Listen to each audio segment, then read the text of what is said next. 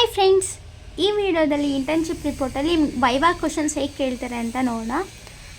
Basically ನಿಮಗೆ ನಿಮ್ಮ topic related questions ಕೇಳ್ತಾರೆ. ಟೇಬಲ್ ಆಫ್ ಕಂಟೆಂಟ್ಸ್ ಮಾಡಿರ್ತೀರಲ್ಲ, ಇಂಟ್ರೊಡಕ್ಷನ್, ಡೆಫಿನಿಷನ್, ಮೀನಿಂಗ್ ಅಂತ. ಸೊ ನಾನು ಎಕ್ಸಾಂಪಲ್ ಕೊಡ್ತಾ ಇದ್ದೀನಿ. ಈಗ ನಾವು ಫಿನಾನ್ಷಿಯಲ್ ಸ್ಟೇಟ್ಮೆಂಟ್ಸ್ ಬಗ್ಗೆ ತೊಗೊಂಡ್ರೆ ನೀವು ಫಸ್ಟ್ ಇಂಟ್ರೊಡಕ್ಷನ್ ಏನು ಹಾಕಿರ್ತಾರೆ, definition, meaning. So meaning of financial statements ಕೇಳ್ತಾರೆ. Steps in preparation of financial statements, ನೀವು ಹೇಗೆ ಸ್ಟೆಪ್ಸ್ ಕ್ರಿಯೇಟ್ ಮಾಡ್ತೀರಾ, ಯಾವ ಥರ ಮಾಡಿದ್ವಿ, ಆಬ್ಜೆಕ್ಟಿವ್ಸ್ ಆಫ್ ಫಿನಾನ್ಷಿಯಲ್ ಸ್ಟೇಟ್ಮೆಂಟ್ಸ್ ಅಂತ ಕೇಳ್ತಾರೆ. ಅಡ್ವಾಂಟೇಜಸ್ ಹೇಳಿ, ಡಿಸ್ಅಡ್ವಾಂಟೇಜಸ್ ಹೇಳಿ ಅಂತ ಕೇಳ್ತಾರೆ. ನೀವೇನಾದರೂ ಫಾರ್ಮುಲಾಸ್ ಹಾಕಿದರೆ ಫಾರ್ಮುಲಾಸ್ನ ಎಕ್ಸ್ಪ್ಲೈನ್ ಮಾಡಿ ಅಥವಾ ಕೇಳ್ತಾರೆ ಅದನ್ನ. ನೆಕ್ಸ್ಟ್ ಆದಮೇಲೆ ಡಿಸೈನ್ ಆಫ್ ದಿ ಸ್ಟಡಿ ನೀವೇನೇನು ಕಲ್ತ್ರಿ ಅಂತೆಲ್ಲ ಕ್ವಶನ್ಸ್ ಕೇಳ್ತಾರೆ. ಅಂದ ಕಂಪ್ನಿ ಡೀಟೇಲ್ಸ್ ಹೇಳಿ, ಎಕ್ಸ್ಪ್ಲೈನ್ ಅಬೌಟ್ ದಿ ಕಂಪ್ನಿ ಅಂತ ಕೇಳ್ತಾರೆ. ಲೈಕ್ ಈ ಥರ ಕಂಪ್ನಿ ಎಕ್ಸೆಟ್ರಾ XYZ ಕಂಪ್ನಿ, ಈ ಥರ ರೋಲ್ಸ್ ಆ್ಯಂಡ್ ರೆಸ್ಪಾನ್ಸಿಬಿಲಿಟಿ ನನಗೆ ಕೊಟ್ಟಿದ್ರು, ನಾನು ಚೆನ್ನಾಗಿ ಡೆವಲಪ್ ಮಾಡಿದೆ ಅಂತ ಹೇಳ್ತೀರಾ ಆನ್ಸರ್ಸ್ನೆಲ್ಲ. So next data analysis and interpretation. So ಹೇಗೆ ನಿಮ್ಮ ವರ್ಕ್ ಹೇಗಿತ್ತು, ನೀವು ಯಾವ ಸಾಫ್ಟ್ವೇರಲ್ಲಿ ವರ್ಕ್ ಮಾಡಿದ್ರಿ. ಇದು ಬಂದು ಫಿನಾನ್ಷಿಯಲ್ ಸ್ಟೇಟ್ಮೆಂಟ್ಸ್ ಅಂದರೆ ನಾವು ಟ್ಯಾಲಿಲಿ ವರ್ಕ್ ಮಾಡಿರ್ತೀವಿ.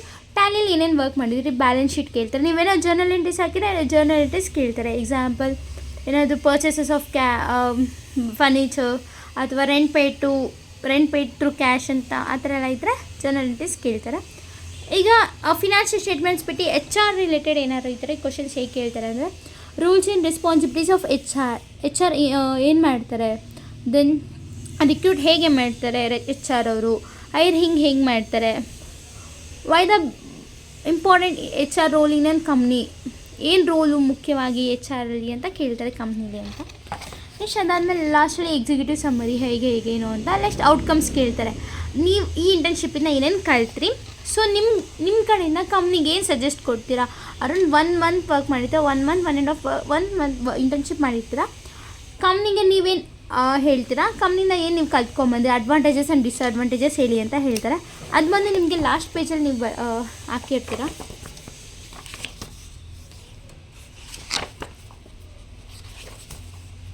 ಲರ್ನಿಂಗ್ ಔಟ್ಕಮ್ಸಲ್ಲಿ so the more learning so ಇದನ್ನೇ ನೀವು ಹೇಳಿದ್ರೆ ಓಕೆ.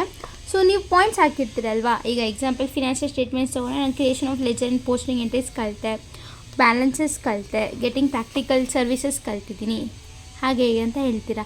ನನ್ನ ಸಬ್ಜೆಕ್ಟ್ ಈ ಥರ ಇತ್ತು, ಇದ್ರ ಮೇಲೆ ಮಾಡಿದೆ, ಕಂಪ್ನಿಗೆ ನಾನು ಈ ಥರ ಹೇಳಿ ಹಾಗೆ ಹೀಗೆ ಅಂತ ಎಕ್ಸ್ಪ್ಲೇನ್ ಮಾಡ್ತೀರಾ. ಸೊ ಈ ಥರ ಒಂದು ಕ್ವಶನ್ಸ್ ಕೇಳ್ತಾರೆ related to the topic only. Meaning ಆಗಿರ್ಬೋದು, ಡೆಫಿನೇಷನ್ಸ್ ಆಗಿರ್ಬೋದು, ಆಬ್ಜೆಕ್ಟಿವ್ಸ್, ದೆನ್ ಫಂಕ್ಷನ್ಸ್, ಗೋಲ್ಸ್ ಆಗಿರ್ಬೋದು, ಲರ್ನಿಂಗ್ ಔಟ್ಕಮ್ಸ್, ಅಡ್ವಾಂಟೇಜ್, ಡಿಸ್ಅಡ್ವಾಂಟೇಜ್, ಈ ಥರ ನಿಮ್ಮದು ವೈವಾ ಕ್ವಶನ್ಸ್ ಕೇಳ್ತಾರೆ. ಏನಾದ್ರು ಡೌಟ್ ಇದ್ದರೆ ಕಮೆಂಟ್ ಸೆಕ್ಷನಲ್ಲಿ ಕಮೆಂಟ್ ಮಾಡಿ.